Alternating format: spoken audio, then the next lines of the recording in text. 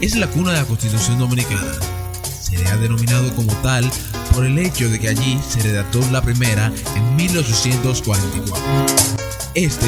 es un pueblo de hombres y mujeres laboriosos, pero también de hombres y mujeres patriotas e inteligentes. Es una ciudad que posee un gran valor histórico, el que ha vivido por muchos años en la cabeza de los dominicanos desde la fundación de la República Dominicana. San Cristóbal se inicia esencialmente con la llegada de los españoles en 1496, con la fundación de la Buenaventura o Fuerte de San Cristóbal, que era una mina de oro esencialmente en la parte alta del río Jaina. Esa población de colonos, mineros, españoles, indígenas y esclavos decayó con rapidez por la decaída misma del oro. Su presencia de manera comercial hizo este lugar un territorio próspero y de mucho crecimiento al punto de convertirse en un lugar comercial del Caribe. Hoy, los sancristoberos dicen sentirse orgullosos de haber nacido allí. Según Emiliano de la Rosa, maestro, historiador, poeta y escritor dominicano, oriundo de estas tierras, cuenta que en esta localidad, para la fecha del año 1606, se hizo el primer censo poblacional por parte de los vecinos de la época y el gobernador don Antonio de Osorio, y de parte de quienes eran los legítimos dueños de la ciudad, los hermanos Álvaro Serrano. Pero más adelante, en el año 1780, allí se contaban con 87 esclavos al servicio de su amo, que era en ese momento el señor Antonio Zarragá.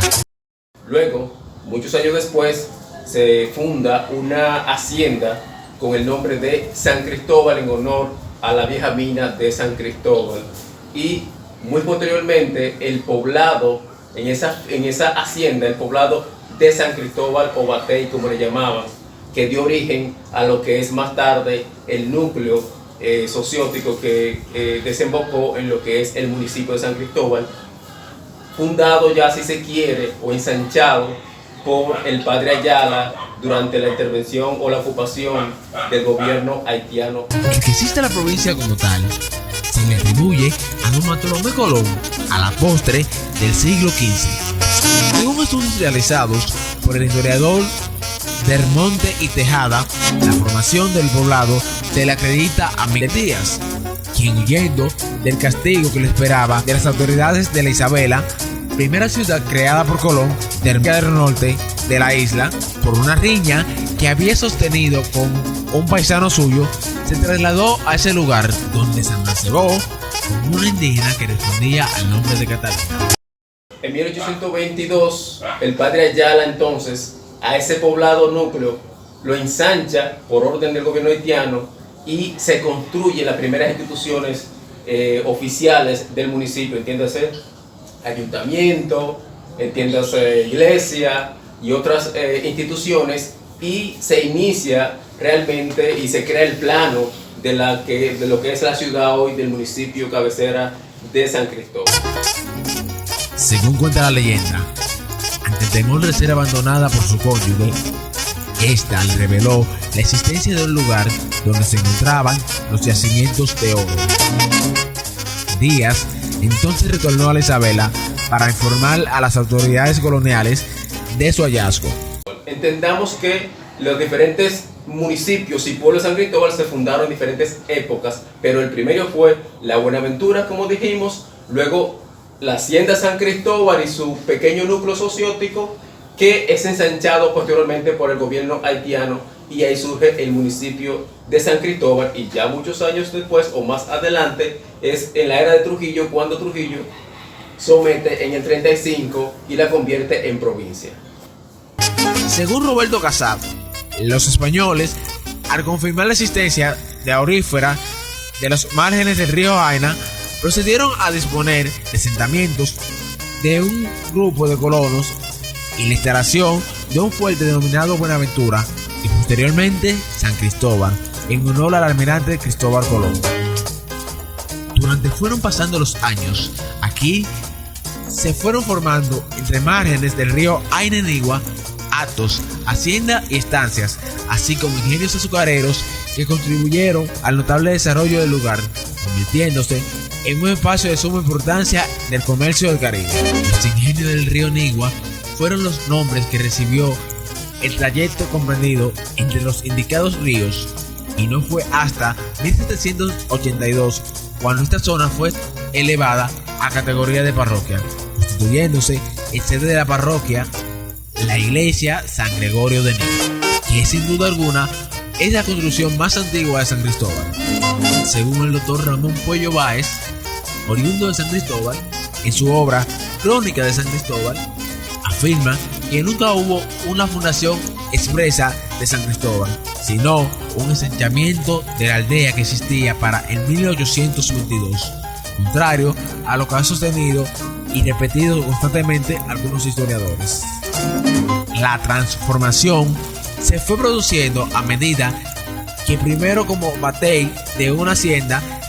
y más tarde convirtiéndose en un caserío de cierta importancia económica y política, hasta ser elevada en un común, lo que ocurrió mediante un proceso espontáneo paulatino donde convergieron una serie de circunstancias históricas, económicas, políticas y sociales. Fue este batey o caserío que se había creado en la hacienda de San Cristóbal, el que se elevó a común y luego designa el nombre de San Cristóbal en honor de la antigua hacienda que llevaba el mismo nombre, donde se estableció el nombrado batey. En el año de 1822, San Cristóbal fue elevada a la categoría de común el 9 de febrero, siendo su primer párroco el sacerdote Jesús Fabián Ayala y García, conocido como el Padre Ayala, quien 22 años después asumió la representación de San Cristóbal ante la Cámara de Diputados o Representantes, y siendo precisamente esta la común que sirvió de sede de votación de la primera ley sustantiva que legitimó el nacimiento de una nueva patria el día 6 de noviembre de 1844, aunque fue promulgada el 27 de febrero del mismo año. Hay que tomar en cuenta que dentro de los elementos que fluyeron para que San Cristóbal sea elegida el punto para la firma de la Constitución, tiene mucho que ver con la garantía de seguridad que ofrecía en ese momento esta zona, esta población. Fijémonos que en ese momento el líder político, revolucionario,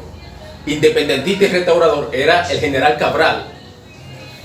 y uno de los representantes en esa asamblea constituyente era el Padre Ayala, una de las figuras más notables en ese momento, de manera que en San Cristóbal estaban dadas las condiciones para que con la prestancia de gente como el general Cabral, que vivía, si no en el lugar que se firmó la Constitución, próximo donde se firmó la Constitución,